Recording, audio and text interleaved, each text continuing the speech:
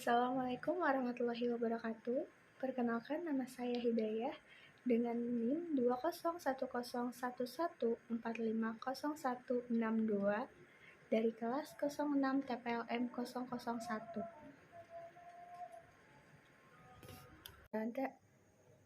Pada video kali ini saya akan membahas mengenai uji coba berorientasi objek. 1. Pengujian perangkat lunak. Pengujian pada sebuah software bisa dimulai untuk menentukan kebutuhan software yang terkait, kemudian memproses dan berlanjut ke bentuk desain, hingga ke pengkodaan akhir. Uji coba yang sama dengan hal tersebut dapat dimulai dengan unit uji coba di pusat spiral.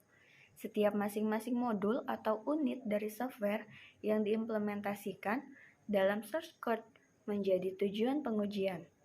Kemudian dilakukan pengujian integrasi. Yang berpusat pada pengujian adalah desain konstruksi arsitektur perangkat lunak, lalu dilakukan validation pengujian dengan pusat sasaran pengujian adalah kesesuaian dengan persyaratan sebuah software yang telah ditentukan di awal. Berakhir di lingkaran luar spiral hingga pada sistem pengujian, di mana perangkat lunak dan kesemua sistem diuji. A. Metode pengujian perangkat lunak. Pengujian yang merupakan sebuah rangkaian kegiatan yang bisa direncanakan sebelum dikerjakan secara sistematis. B. Masalah-masalah strategis. 1. Dapat dispesifikan bahwa kebutuhan produk pada sikap yang terukur sebelum pengujian dimulai. 2. Tujuan yang dispesifikasikan terhadap pengujian secara X perangkat lunakistit.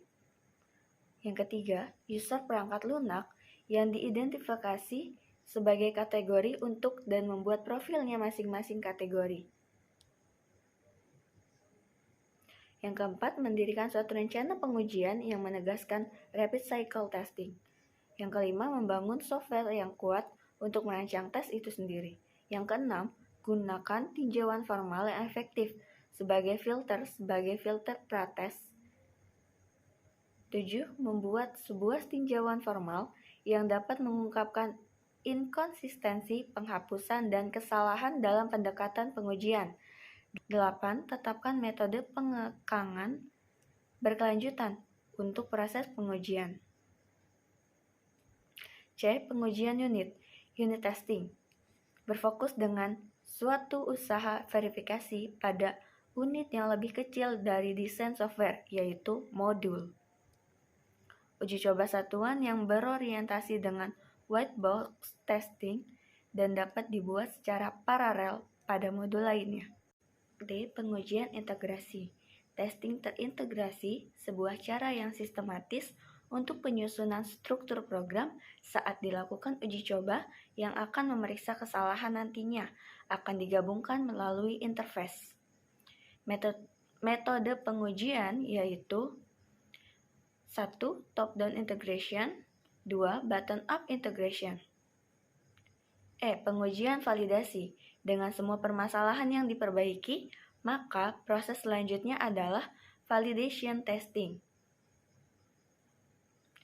F. Pengujian beta dan alpha. Apabila sebuah software yang akan dibuat untuk user hal dapat dilakukan ialah acceptance test yang dapat memungkinkan user untuk memvalidasi semua keperluan. G. Pengujian sistem. Akhirnya, software yang disatukan dengan elemen sistem yang lain dan serangkaian integrasi sistem dan pengujian validasi dilakukan.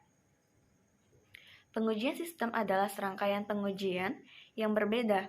Tujuan utamanya adalah bekerja pada semua elemen sistem yang dikembangkan, yaitu recovery testing, stress testing. H. Debugging. Debugging bukanlah suatu tes pengujian, tetapi hasil dari suatu pengujian yang berhasil. 2. Object-oriented test. Untuk object-oriented test, untuk unit terkecilnya ialah object and class. Sistem merupakan sekelompok komunikasi antar objek, dan kelas selalu dirancang agar dapat diterima dengan pengurutan di pesan tertentu yang mencangkup tanggapan kelas pada teks tersebut, dan banyak perbedaan yang biasa dibilang dengan perilaku kelas. Perilaku ini dikemudikan dengan nilai yang mengenkapsulasi urutan teks atau keduanya. Masalah desain pengujian berorientasi objek. Metode pengujian Whitebox dapat digunakan untuk menguji kegunaan program untuk mengimplementasikan operasi kelas, tetapi tidak pengujian lainnya. Metode pengujian Black Box sangat cocok untuk menguji pemrograman berorientasi objek. Sekian, wassalamualaikum warahmatullahi wabarakatuh.